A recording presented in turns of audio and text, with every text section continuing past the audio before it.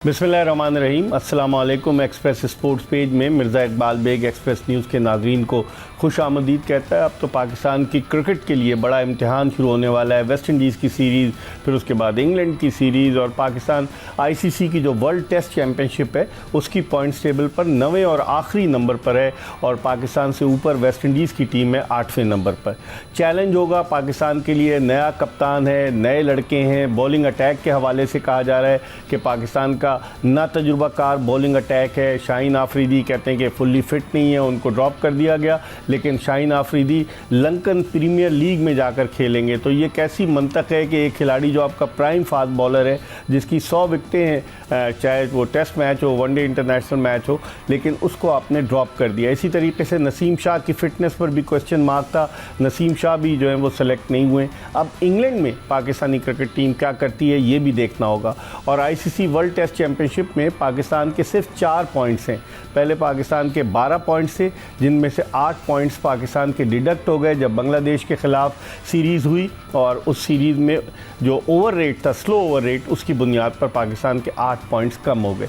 इस हवाले से बात करेंगे। और भी बहुत सारे आईसीसी जो है वो नया फॉर्मेट लाने जा रहा है। 2027 का जो 50 ओवर्स का वर्ल्ड कप है उसके लिए नया फॉर्मेट ला रहा है। T20 वर्ल्ड कप के हवाले से भी आईसीसी जो है मुख्तलिफ़ चीज़ें करने जा रहा है। तो कुछ तब्दीलियाँ भी रूनुमा हो रही हैं। पहले ये तजवीज़ आई थी कि 50 ओवर्स का जो टूर्नामेंट है, जो 5 जनवरी 1971 को शुरू हुआ, उस टूर्नामेंट में 50 के बजाय हर टीम की इनिंग्स 40 ओवर्स तक महदूद कर दी जाए। तो अभी उस पर कोई हतमी फैसला नहीं हुआ, लेकिन बहुत सारी ऐसी चीज़ें क्रिकेट के हवाले से जिन पर हम डिस्कशन करेंगे। और हमारे साथ स्टूडियोज़ में मौजूद हैं सीनियर क्रिकेट तज्ज़ियाकार मुनीर उल हक। मुनीर, सबसे पहले तो हम बात करते हैं वर्ल्ड टेस्ट चैम्पियनशिप के हवाले से कि जो पाकिस्तान के लिए एक बड़ा चैलेंजिंग टास्क है। नया कप्तान है, तीसरी मरतबा बाबर आजम कप्तान बने।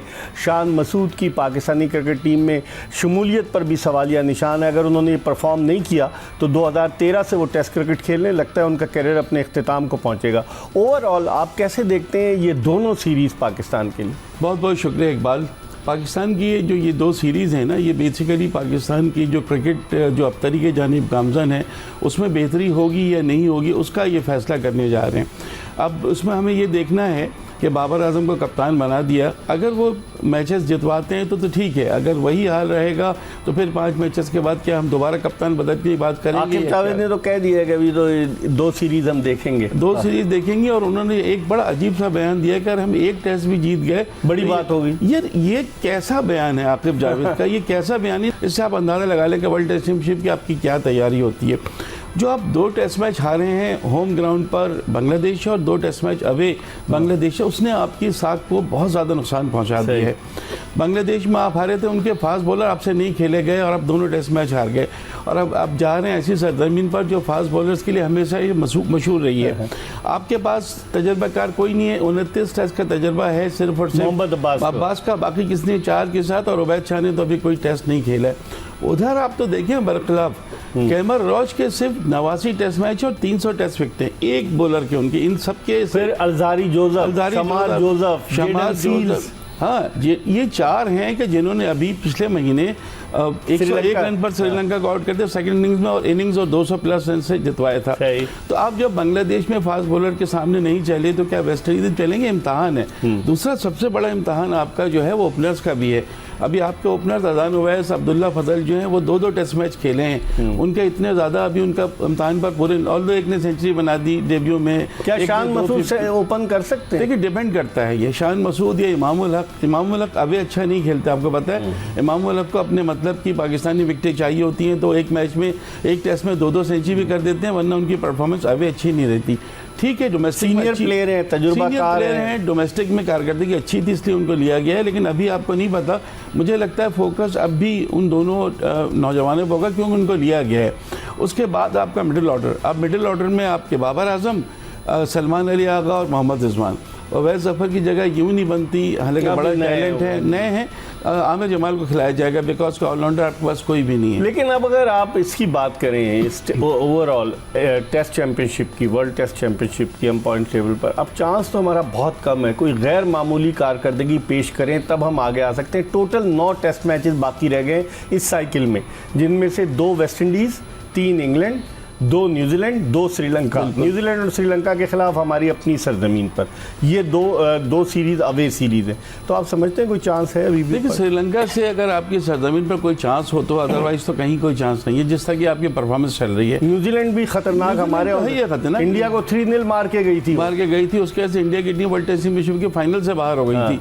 तो न्यूजीलैंड हो या वेस्ट इंडीज अपनी सरजमीन पर, और इंग्लैंड तो मुश्किल करेगी पाकिस्तान को, तो पाकिस्तान के लिए ऐसा कोई चांस नहीं। एक बार बिल्कुल क्लियरली आप इस चीज़ को ध्यान में रख लें कि टॉप 5 में भी अगर हम आ जाते हैं तो बहुत बड़ी हमारी ये होगी। शायद यही वजह आप जब कहते हैं ना एक टेस्ट जीतने, तो मैं ये कहता हूँ कि हम टॉप 5 में आ जाएं तो भी हमारी, क्योंकि पाकिस्तान का एक तसलसल चल रहा है 2022 के बाद से। किसी भी फॉर्मेट में आपकी टीम सिर्फ और सिर्फ नीचे की तरफ गई है, अब तक सूरत हाल अब तक ऊपर नहीं आई है। आप समझते हैं मोहम्मद अब्बास, मोहम्मद अली, खुर्रम शहजाद, उबैद शाह, ये बॉलिंग लाइनअप क्या मुखालिफ टीमों को दोनों सीरीज़ में क्या 20-20 आउट कर सकते हैं लोग? काफ़ी मुश्किल लगता है इकबाल, क्योंकि एक ही चीज़ हो सकती है कि वेस्ट इंडीज़ के जो बैट्समैन है वो गलतियां करें और आउट हों। आमिर जंगो ने तो डबल सेंचुरी कर दी थी, और वो जो उनके एक और वो हैं शायद होप नहीं, उनके जो ऑलराउंडर है रॉस्टन चेज या जिसने ब्रेंडन किंग तो टॉप ऑर्डर उनके बैट्समैन है, लेकिन 2 उनके बड़े अच्छे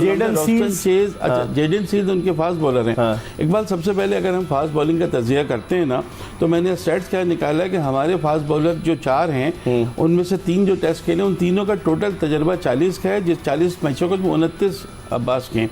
इधर 172 टेस्ट मैचों का तजर्बा है, जिसमें से 89 टेस्ट कैमर रोच के हैं, 42 अल्तारी जोसेफ के हैं, 28 जर्जन सील्स के हैं, और शमार जोसेफ की जो है वो 13 टेस्ट मैच। और वो बड़े एक्सपीरियंस है उनके। शमार जोसेफ वो प्लेयर है जिन्होंने ऑस्ट्रेलिया के खिलाफ 27 साल बाद ऑस्ट्रेलिया के खिलाफ वेस्ट इंडीज़ को ऑस्ट्रेलिया में फतह दिलवाई थी।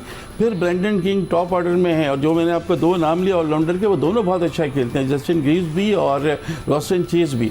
तो उनको तो अपना इतना प्रॉब्लम हमें नजर नहीं आ रहा है उनकी उस तक। अभी उन्होंने हमारे यहाँ सबसे ज्यादा विकेटें जो है उसी अब्बास की है, 100 से ज्यादा, और कोई है ही नहीं। आप देख लेना 40 टेस्ट मैचेस ओवरऑल हमारे। एक चीज और है, ये जो 3 हमारे जो है ना अब्बास, खुर्रम और अली, इन तीनों की स्पीड नहीं है, ये 140-150 वाले नहीं है। अब्बास अपनी महारत से, स्विंग से, अपने तजर्बे से खिलाड़ियों को आउट करते हैं, वो यहाँ भी वो करेंगे, उसमें कोई शक नहीं है। लेकिन कितने अफसोस की बात है इकबाल कि जिन पर आपने सारा वक्त ज़ाया किया, वो 3-4 बॉलर अब कहीं है ही नहीं आपके पास, आपके लिए वही नहीं है। इनको क्या कर रहे थे? शाहीन शाह अफरीदी को देख लें, नसीम शाह को देख लें, हसन अली को देख लें, और 2-3 हसन अली को तो मौका मिला ना। नहीं, हसन अली को मौका मिला, लेकिन ऐसी परफॉर्मेंस नहीं है ना कि जो आप मतलब आपने उनको गुरूम ही नहीं किया या आपने देखा नहीं। ये तो बाहर खेलते रहते हैं, आते हैं, इनको टेस्ट मैच खिला देते हैं। ये पहला मुझे तो लगता है हसन अली इस दफ़ा भी होते, मुझे तो ये लगा होंगे। अगर बाबर आजम आ गए, आप क्या समझते हैं? अगर खुदा न खास्ता कोई इंजर्ड हो गया तो उनको लिया जा सकता है। अब क्योंकि इंग्लैंड में खेल रहे हैं वो। इकबाल, मुझे समझ में नहीं आता है ना कि जो कायदम ट्रॉफी के हमारे टॉप विकेट टेकर हैं, उनको क्यों नहीं बुलाया गया कैंप में, या उनको क्यों नहीं सेलेक्ट किया गया? उनमें से 1-2 प्लेयर जिन्होंने सबसे ज़्यादा विकेट लिया, आप उनको देखें तो सही, आप उनको तो करें। ये आपकी फास्ट बॉलिंग लाइनअप तो मुझे नहीं लगता कि ये वेस्ट इंडीज, उनकी फास्ट बॉलिंग लाइन आपको बचा सकती है। अब ये अपनी खुर्रम शहजाद और मोहम्मद अली को हम देख चुके हैं, ऑर्डिनरी हैं इकबाल, ठीक है, मेहनत बहुत करते हैं। इनका सबसे ज़्यादा अच्छा ये है खुर्रम का कि डोमेस्टिक बहुत खेले हैं, बहुत मेहनत की है, बहुत जान मारी है। लेकिन बांग्लादेश में तो इनकी स्पीड 120 नहीं, मैं वही आपसे कह रहा हूँ ना, हमारे का भी इनके साथ प्रॉब्लम है, बिल्कुल इशू है। एक टेस्ट मैच शायद वो नहीं भी लंबे स्पेल अगर इनसे कराए जाएंगे तो ये एक्सपोज हो जाएंगे। अब आपका क्या रह गया? एक आमिर जमाल को आप इनके साथ मिला, वापस आ रहे हैं, वो वापस आ रहे हैं, वो मेहनत भी। बस आखिरी सवाल आपसे करूंगा, स्पिनर्स को आप देखते हैं, अली उस्मान को 33 बरस की उम्र में लिया गया है, फिर 39-40 बरस के नुमान अली बाहर हो गए हैं, साजिद खान खेल लें, नुमान अली टीम में नहीं है। फिर इससे पहले आपने 39 साल के आसिफ आफरीदी को खिला दिया, वही एक टेस्ट खेल के गायब। स्पिन बॉलिंग में मुख्तसरन बताइए। देखिए मकसद मैं आपको बताऊं कि साजिद का तो तजर्बा है अपना, वो तो सही चॉइस है। अली उस्मान की बहुत अच्छी कारकर्दगी रही है डोमेस्टिक में, उनका आप रिकॉर्ड इंटरनेशनल और डोमेस्टिक में फर्क है।